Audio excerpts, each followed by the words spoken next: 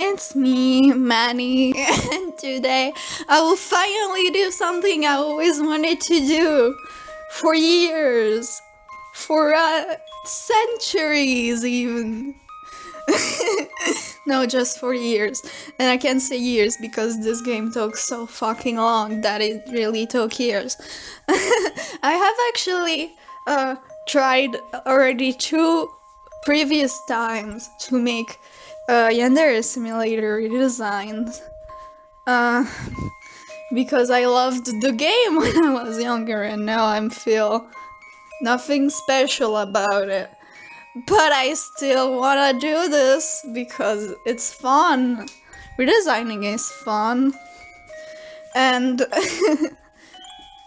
Yandere-chan or dear Ayano isn't really a yandere. Even Yandere have said it. That she barely counts as a yandere and that it's really not working because she's not a yandere. The thing she is the closest to in archetype is a kugir because she's emotionless and then she becomes violent. That's what she is. So I really wanted to make her an actual yandere. So give her that sweet side that she has to hide the more violence. You know, the obsessive love. And so I did something that I did for my own yandere character, flowers. And I searched up and down for a flower with a meaning like sick love or something like that. And I found this one and I forgot its name, but it works and I like it. And I changed her name accordingly from Ayano to Ayako because flowers. And that would also change her nickname from Yan-chan to Aya-chan, which is better because when I started following the game development, I really thought that Yan-chan, that just everybody was calling her Yandere-chan. I was like, but it makes no sense. And one day I realized it's from her name, from Ayano. And I'm sure I wasn't the only one who was confused about it, so Aya-chan. And for the boy version, Haruka, which is also a name that has something to do with flowers, because that's our new team. And I decided to keep the gray hair. I thought it was really good if you give her all the sweetness. It could be like her true self poking through the cuteness that she's trying to do with giving herself a cute makeup, wearing cute clothes, flowers and stuff. But she still has this gray hair. She still has that obsessive side of her. And I gave her pinkish red eyes because I thought it would be better and give her more personality. And no hate for the artist, obviously, because the artist makes great things, but they had to work with a character design from the asset stores. You can't, if you stay with that design, this design wasn't made for the character, so of course it wasn't gonna work. So I gave her pigtails to make her look cuter, but I made them pointy to keep that more edgy side.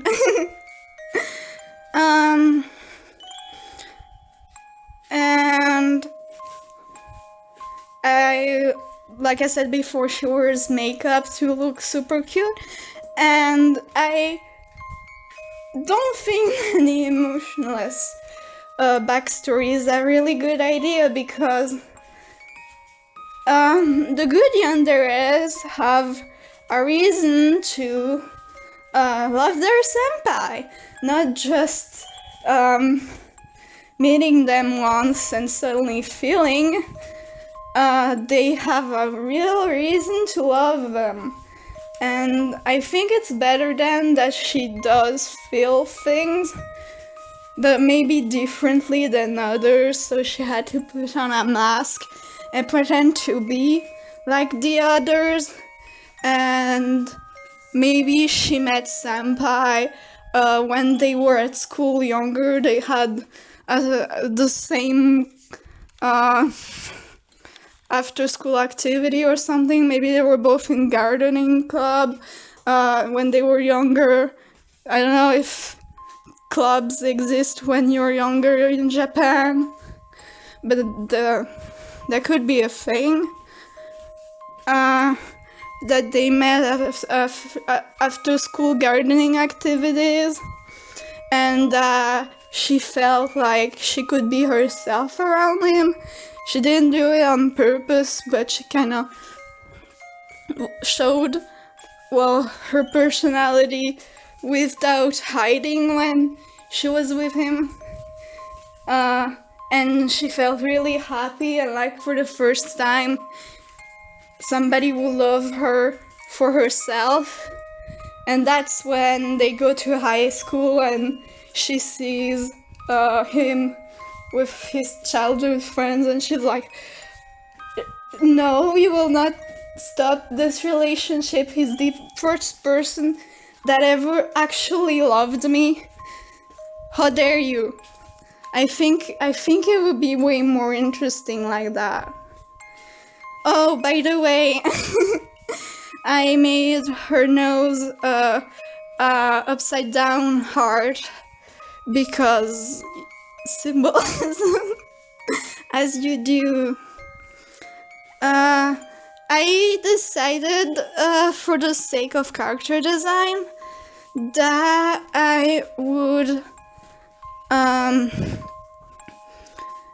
give a dress code instead of uniform. I thought it would be more interesting, because a dress code is just like something that you have to wear in a certain way.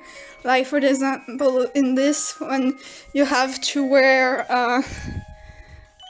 a white shirt and then red pants like skirt, but those red pants slash skirt, they can have designs on them or have different length, as long as they're not too short and still visibly red.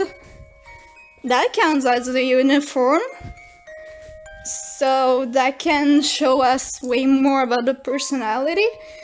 Because I made a choice when I started the redesign, is that I would prefer to not be 100% accurate to Japan from the get-go. So if they are mistakes, it's how to explain? If a world is shown to be fictional from the get-go, it's less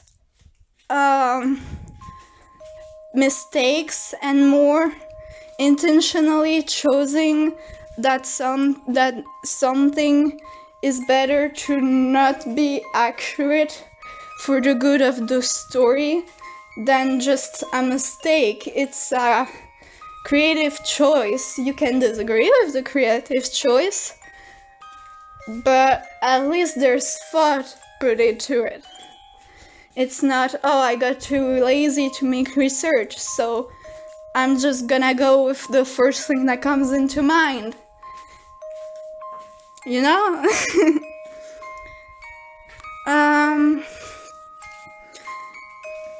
I think that's all I have to say about this redesign. I'm gonna do senpai next because I also have a lot of ideas. So I'll see you in the next video, guys. Bye bye!